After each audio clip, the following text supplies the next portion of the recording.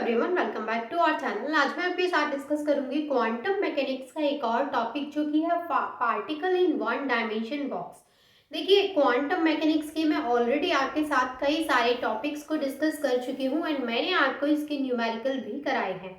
तो particle in one dimension box के भी मैं आपको कई सारे न्यूमेरिकल कराऊंगी, लेकिन क्योंकि इसके न्यूमेरिकल ज़्यादा थोड़े लेंदी भी हैं और थोड़े ज़्यादा भी आपको मुझे कराने हैं ताकि आपका कॉन्सेप्ट अच्छे से क्लियर हो जाए, इसलिए मैं आपको नेक्स्ट वीडियो में इसके न्यूमेरिकल कराऊंगी और आज मैं आपके साथ डिस्कस करूंगी ये पूरा कॉन्सेप्ट। ठीक है, आज आपको यहाँ से फॉर्मूलाज पता चल जाएंगे, आप अच्छे से फॉर्मूले को याद कर लीजिएगा एंड देन कल हम यहाँ पर काफ़ी सारे न्यूमेरिकल इस टॉपिक से रिलेटेड सॉल्व करेंगे। क्लियर है?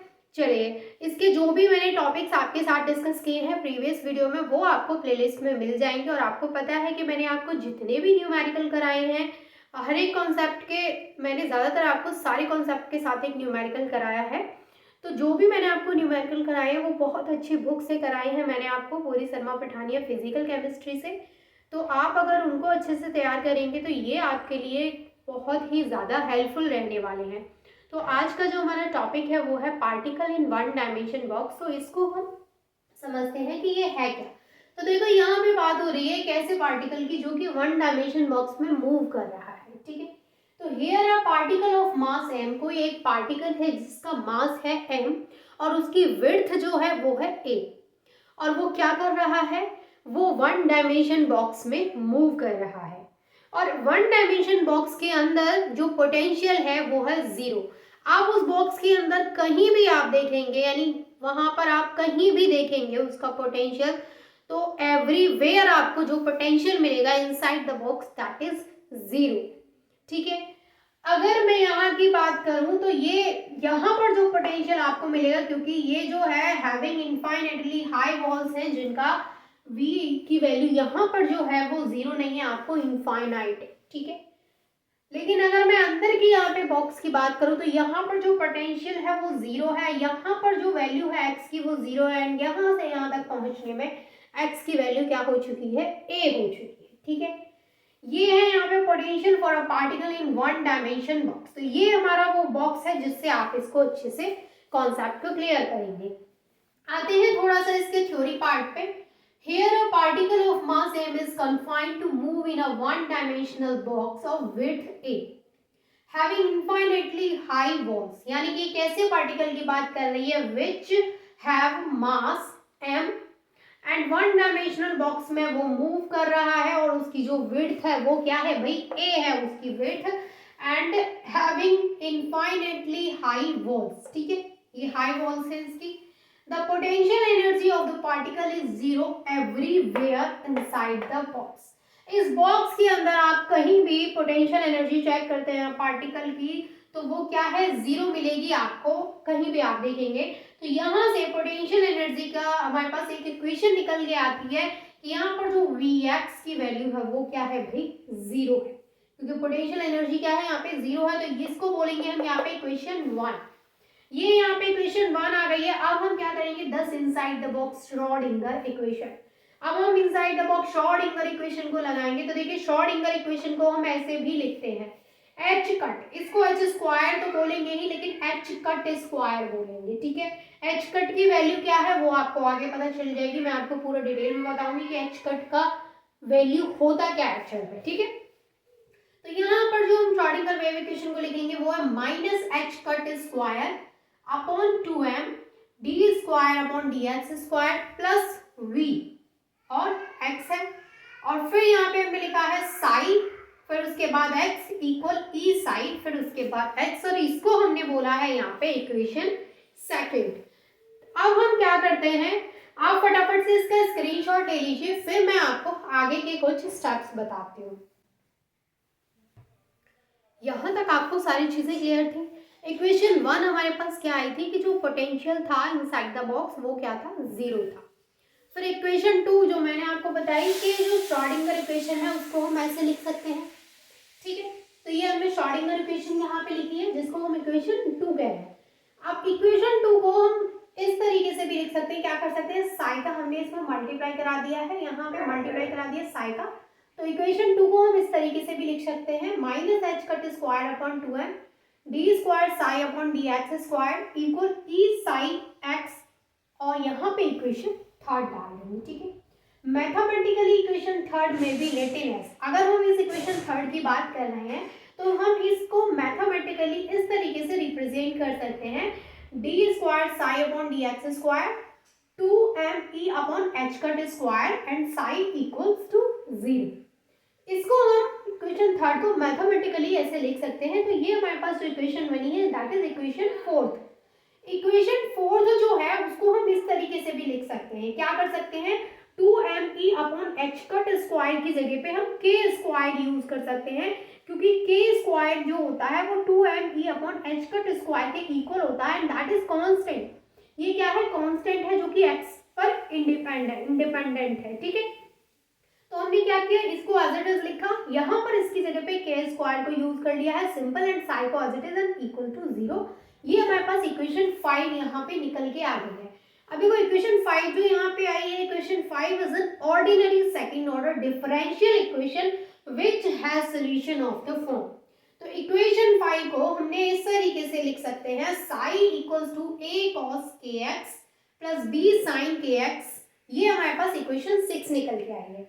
अब हम इस इक्वेशन 6 में अगर a एंड b की बात करें तो ये है कांस्टेंट, यानी ये वाला a और ये वाला b जो है यहाँ पे वो कांस्टेंट है। अब देखो हमने बॉक्स में आपको एक चीज बताई थी कि जो आउटसाइड द बॉक्स पोटेंशियल जो v था वो क्या था, इनफाइनाइट था। Inside the box v is 0 and outside the box v is infinite. तो यहाँ पर हमने क्या लिखा है, outside the box v is infinite.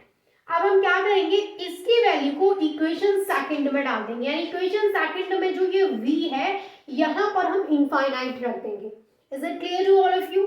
सबसे पहली चीज के सारी इक्वेशन का साथ ही साथ स्क्रीनशॉट लेते चलिए और या फिर आप अपनी नोटबुक पे नोट करते चलिए। मैं आपको कहूँगी कि आप नोट करिए, क्योंकि जब आप नोट करेंगे एंड देन मैं आपको बताऊंगी कौन सी इक्वेशन कहाँ से आई है, तो आपको चीज़ें ज़्यादा बेटर हो जाएंगी। अब देखो आपको तो पता ही है कि बोर्ड कितना ज़्यादा बड़ा है, यहाँ पर मैं सारी चीज़ें अगर इरेज ना करूँ पीछे वाली चीज़ें तो आगे की लिखी कहाँ पे जाएंगी। तो अब मैं यहाँ से ये इक्वेशन हटा दें, यहाँ से इरेज कर दूंगी सेकंड, थर्ड, फोर्थ, फिफ्थ, लेकिन बाद में यहाँ पर आपको पता है कितनी इक्वेशन है टोटल, आपकी कम से कम यहाँ पे 20 इक्वेशन आपको पढ़नी है। अब 20 इक्वेशन लगातार मैं यहाँ पे लिखूँ ऐसा पॉसिबल है नहीं, क्योंकि यहाँ पे आएंगी नहीं तो मुझे इरेज करनी पड़ेगी, लेकिन क्योंकि सारी इक्वेशन पीछे से ही रिपीट होती हुई आएंगी तो मैं आपको बताती जरूर जाऊंगी कि अब आपको इक्वेशन 1 एंड इक्वेशन 2 से ये इक्वेशन मिली है। तो उसके लिए आपको साथ ही साथ उसको नोट करना पड़ेगा ताकि आपको चीज़ें समझ में आनी चाहिए कि हाँ इक्वेशन 2 में ये चीज़ थी, तो अब जो इक्वेशन 18 आई है उसमें इक्वेशन 2 की ये वाली चीज़ लगी है, ठीक है। तो आप फटाफट से इसका स्क्रीनशॉट लीजिए, फिर मैं आगे आपके साथ डिस्कस करती हूँ। आगे मैं क्या डिस्कस करूंगी कि इक्वेशन सेकंड जो है इसमें हम v की जगह पे इनफाइनाइट को रखेंगे, ठीक है। तो यहाँ तक आप इसका स्क्रीनशॉट ले लीजिए। अब देखो यहाँ पर v की जो वैल्यू थी वो हमें क्या रखनी थी, इनफाइनाइट रखनी थी इक्वेशन सेकंड में। तो हमने क्या कर दिया, जो v था उसकी जगह पे इनफाइनाइट को रख दिया है एंड देन इक्वेशन 7 हमारे पास यहाँ पे आ गई है, ठीक है। फिर हमने क्या करना है भाई, इसको हम इस तरीके से भी लिख सकते हैं, यहाँ पर हमने इसको इस तरीके से भी लिख सकते हैं। तो ये हो गया हमारा इक्वेशन 8, यानी इसी को हम इस तरीके से भी लिख सकते हैं।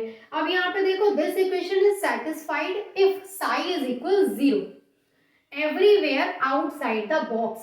तो हम जो इक्वेशन 6 है उसको आप अपना जो आपने स्क्रीनशॉट लिया है या फिर आप नोट कर रहे हैं तो उसमें देखिएगा कि इक्वेशन 6 में जो है a मस्ट बी 0। आपको पता है इक्वेशन 6 कौन सी वाली है जिसमें आपने साई इक्वल a, जहां पे मैंने आपको बताया था ना a और b जो बन रहे थे आपके वो कांस्टेंट बन रहे थे, ठीक है। तो वहां पे अगर a 0 हो जाता है देन हमारे पास जो इक्वेशन 5 का जो सोल्यूशन निकल के आता है वो आता है Sai is equal b sin kx, और ये होती है हमारे पास यहाँ पे इक्वेशन 9। Is that clear? अब यहाँ पर देखो सिंस साई इक्वल 0 है एट x इक्वल 0, ठीक। अगर हम बोलें कि यहाँ पे x इक्वल a है तो हमारे पास क्या होगा, क्योंकि आपको पता है x इक्वल 0 भी आपने देखा था, जो आपका मैंने आपको वन डायमेंशन बॉक्स का डायग्राम बताया था, और x इक्वल a भी था, है ना। तो यहाँ पे क्या है, साई इक्वल 0 है एट x इक्वल 0। अब यहाँ पे देखो at x equal a we have b sin k a, यहाँ पर देखो x इक्वल a हमने कर दिया है, तो हम x की जगह पे a कर देंगे। तो यहाँ पे b साइन के a हमने कर दिया, x हटा दिया, तो ये किसके इक्वल है, 0 के। या फिर हम कह सकते हैं साइन के a इक्वल 0 है, या फिर हम यहाँ पे सिंपल कह सकते हैं कि जो के a है वो किसके इक्वल है, n पाई के इक्वल है। तो यहाँ पर जो k और a है हमारा वो n पाई के इक्वल है, तो हम यहाँ पे लिख सकते हैं, a को इधर ले जाएंगे तो हम इसको लिख देंगे k is equal to n pi upon a। तो यहाँ पर ये जो हमें मिली है वो k की वैल्यू है, और ये हमारे पास इक्वेशन 10th आ गई है। अब ये 10वीं इक्वेशन हो चुकी है, where n is equal to 0 1 2 3 4, यानी ये क्या है, क्वांटम नंबर है। 0 हो सकता है, 1 हो सकता है, 2 हो सकता है, 3 हो सकता है, 4 हो सकता है। तो ये क्या है भाई, n इक्वल क्या है, यहाँ पे क्वांटम नंबर है। ठीक है, तो यहाँ तक आप इक्वेशन 10 तक का स्क्रीनशॉट लीजिए, देन मैं आगे का आपके साथ डिस्कस करती हूँ। अब देखिए यहाँ तक आपको सारी चीजें क्लियर है, तो आगे क्या लिखना है आपको, has the allowed solution of equation 5। तो यहाँ पे हम इक्वेशन 5 का जो अलाउड सोल्यूशन हमें मिलेगा वो होगा हमारा, आप लिख सकते हैं psi N is equal to B sine N by X upon ए।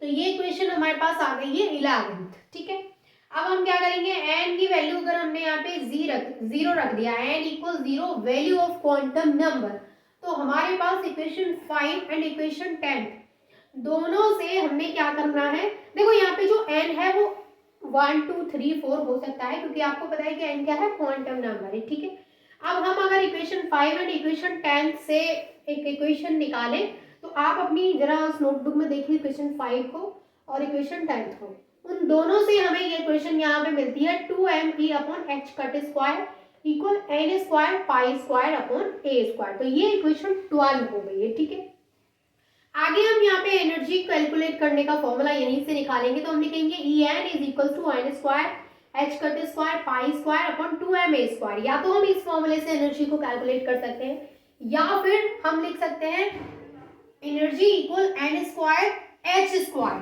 ध्यान रखिएगा यहाँ सभी जगह मैंने एच कट यूज किया है, यहाँ पर एच कट, यहाँ पर एच कट, सभी जगह मैंने एच कट यूज किया है, लेकिन यहाँ पर मैं बोल रही हूँ एच स्क्वायर। तो इसका मतलब ये साफ हो जाना चाहिए कि एच कट और एच स्क्वायर दोनों की वैल्यू क्या है, अलग है। जहां मैं एच कट लगा रही हूँ तो उसकी कुछ अलग वैल्यू आपको वहां पे लगानी है, जहां मैं एच स्क्वायर बोल रही हूँ उसका कुछ अलग मतलब है। कैसे, समझिए जरा।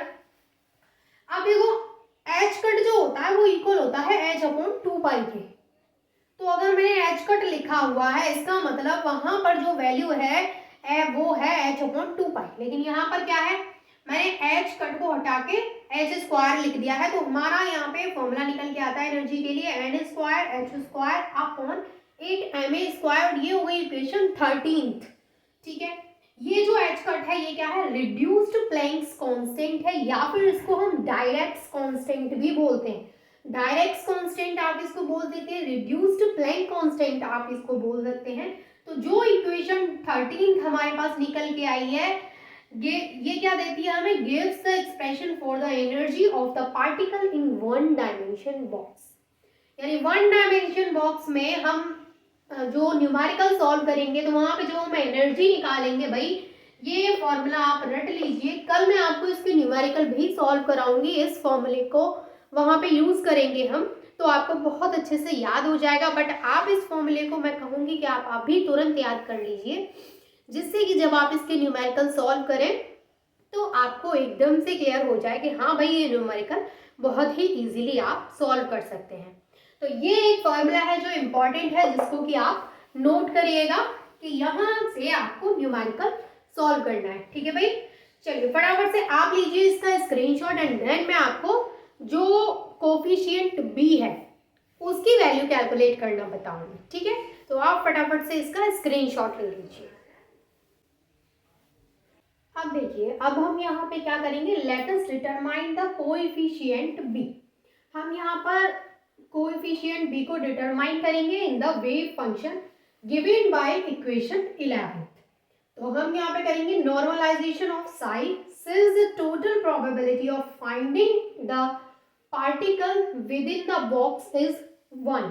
ठीक है, तो हमने क्या किया, यहाँ पे लिमिट आपको पता है 0 से 1 तक की हम लगाएंगे, आपने जो डायग्राम था उसमें देखा था। और हम यहाँ पे लिखेंगे Sai square and D x equal 1, इसको बोलेंगे हम यहाँ पे इक्वेशन 14। अब फ्रॉम इक्वेशन 11, जो 11 नंबर की इक्वेशन थी उससे हमने यहाँ पर ये चीज लिखी है। आप 11 वाली इक्वेशन को चेक करेंगे तो आपको समझ में आ जाएगा। तो ये हमारे पास यहाँ पे आई इक्वेशन 15। अब हम इस इक्वेशन को ऐसे भी लिख सकते हैं, यानी बी स्क्वायर हमने आगे लिख दिया, बाकी की चीजें एज इट इज पीछे लिख दी है। अब यहाँ पर हम क्या करेंगे, where sine square theta equal 1/2 1 minus cos 2 theta. यहाँ पर जो साइन स्क्वायर थीटा है उसकी वैल्यू इन्होंने बताई है कि 1/2 1 माइनस कॉस 2 थीटा है। हैंस फ्रॉम इक्वेशन 14 एंड 16 तब हम क्या करेंगे, इक्वेशन 14 को यूज करेंगे एंड इक्वेशन 16 को यूज करेंगे। इन दोनों इक्वेशन को यूज करके हमारे पास जो इक्वेशन आती है वो ये आती है। क्योंकि आपको एक चीज क्या क्लियर हुई भाई यहाँ पे, कि हमने क्या कर दिया, यहाँ पे साइन स्क्वायर थीटा की जगह पे ये वैल्यू इसमें यूज की है। ठीक है, तो हमारे पास ये इक्वेशन निकल के आ रही है। अब यहाँ पर समझिए, अब हमें यहाँ से बी स्क्वायर की वैल्यू निकालनी है, तो क्या है कि a/2 माइनस यहाँ पे क्या है a/2 माइनस 0 है। अब इसके बाद हम यहाँ से b की वैल्यू निकालेंगे तो ये हमारे पास निकल के आएंगे। इसके बाद आप लिखेंगे the normalization wave functions for the particle and then आप ये इक्वेशन लिखेंगे और ये इक्वेशन 18 यहाँ पे आपकी आ चुकी है। ठीक है, कुछ यहाँ पर फॉर्मूलेज हैं जो कि आपके यूज होंगे, आप इसका स्क्रीनशॉट आपने ले लिया होगा। अब देखो यहाँ पर ना एक चीज और आपको बताती हूँ। अब देखिए, जैसे हमने यहाँ पर ये लेवल बनाए जिसमें हमने n की, इसके लिए हमने बोला कि n की वैल्यू 1 है, इसके लिए हमने बोला n की वैल्यू 2 है, इसके लिए हमने बोला n की वैल्यू 3 है, और इसके लिए हमने बोला n की वैल्यू 4 है। तो आपका जो एनर्जी है उसमें n की वैल्यू चेंज होगी। तो एनर्जी में जब आप n की वैल्यू को चेंज करते हैं तो भाई उसका फॉर्मूला भी तो चेंज हो जाएगा। अब जैसे n की वैल्यू आपने 1 रख दी तो आपका जो फॉर्मूला आएगा एनर्जी का वो आएगा h² अपॉन 8ma²। अगर आपने n की वैल्यू 2 रख दी तो आपका आ जाएगा energy equal 4h² upon 8ma²। अगर आपने n की वैल्यू 3 रख दी तो आपका क्या आ जाएगा 9h² अपॉन 8ma²। अगर आपने n की वैल्यू 4 रख दी तो आ जाएगा आपका 16h² अपॉन 8ma²। अब आप सोच रहे होंगे क्या है 16 9 4 किस तरीके से कैलकुलेशन की है। तो भाई एनर्जी का फॉर्मूला क्या था, n² h² अपॉन 8ma²। तो अगर मैं n की जगह पे 1 कर दूं और 1 का स्क्वायर करूं तो ये आएगा। अगर मैं n की जगह पे 2 कर दूं तो 2 2 4 ये आएगा। अगर मैं n की जगह पे 3 कर दूं तो 3 3 9 ये आएगा। अगर मैं n की जगह पे 4 कर दूं तो 4 × 4 करना पड़ेगा भाई, क्योंकि स्क्वायर लगा है, तो 4 4 16 ये आएगा। तो ये ओवरऑल आपको चीजें क्लियर होनी चाहिए। तो ये हो गया आपका यहाँ पे क्वांटाइजेशन ऑफ एनर्जी। तो आपका जो पूरा टॉपिक है वो कंप्लीट हो चुका है, जिसमें मैंने आपको कराया था पार्टिकल इन 1 डायमेंशन। यहाँ पर कई सारे फॉर्मूले हैं जो कि आपको यूज होंगे न्यूमेरिकल में। तो इसके न्यूमेरिकल मैं आपको कराने वाली हूँ कल, क्योंकि आज आपको बहुत सारी चीज़ें पढ़ने के लिए हो गई हैं। आज आप सिर्फ इसको रिवाइज करिएगा एंड देन कल आप इसके फॉर्मूलेज को अप्लाई करेंगे किसके ऊपर, न्यूमेरिकल के ऊपर। तो फिर आप न्यूमेरिकल को इजीली कर पाएंगे एंड टॉपिक भी आपको ज़्यादा अच्छे से क्लियर होगा। क्योंकि देखो कॉन्सेप्ट क्लियर हुआ, लेकिन कॉन्सेप्ट को न्यूमेरिकल पर कैसे लगाना है ये इंपॉर्टेंट है।